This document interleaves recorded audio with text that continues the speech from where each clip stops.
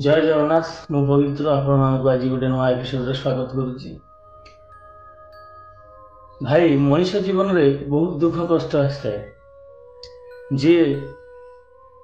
धैर्य हरा न हो धैर्य रक्षा करी सब दुख कष्ट को सामना करें ना से ही लास्ट रे विन करता।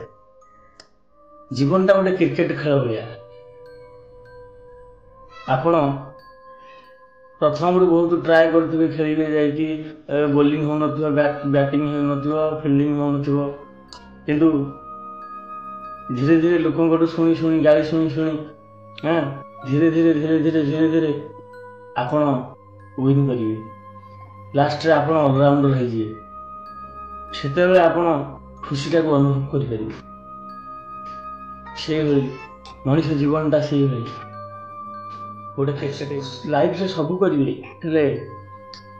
अन्य लोकर कथा के शुणे जी अन्य लोकर कथा शुणे ना लाइफटा स्पॉइल जदि आपन को जी जहाँ कहूँ कहतु एकान पूरे सेकान बाहर कर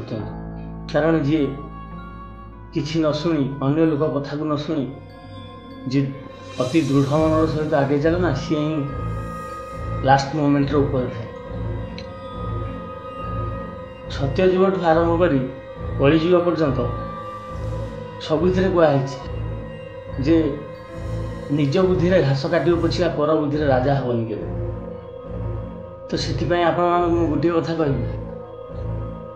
लाइफ रे केबे भांगी पड़तुनि जीवन में तो एमती दुख कष्ट आसो ना तुमर आस मोर आसो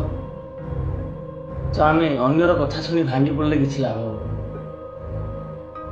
भाई जीवनटा गोटे पानी फट सुख पर दुख आसे दुख पर सुख आसे मिथि लाइफटा कटि द्वापर जुगरे राजा धर्म युधिष्ठिर गोटे कथा कही लिखिदे कहीना तो लिखिदे जोटा कि गोटे धनी लोक जब शुण से दुख कर गोटे गरीब लोक भी शुण खुशी हो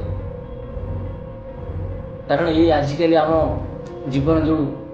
लाइफ विषय जो मैंने भांगी पड़ते लेखाटा ए दिन रही कौन बुझ धनी लोक जो धनी लोक गर्व कर कहते मोर एत धन संपत्ति सी यही कथा जो देख लेखाटा पढ़ो मन बहुत दुख हो कि गोटे गरीब लोक जिते ये कथा शुण बहुत खुशी शेष गोटे कथा कह लाइफ जो हानि प्रभु जगन्नाथ ऊपर विश्वास रखी माड़ी चल देखिए सब किसी से प्रभु चका जोड़िया ठीक कर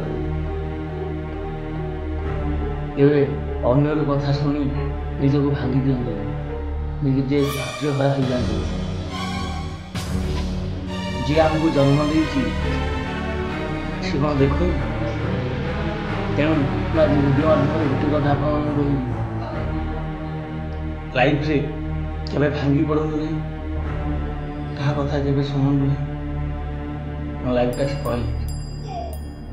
यदि क्या कथा आप केयर न कर मारी चलिए ना लाइफ में निश्चय सक्सेस हो। भिडियोटा केमती लगे आप कमेंट बॉक्स में जय जगन्नाथ।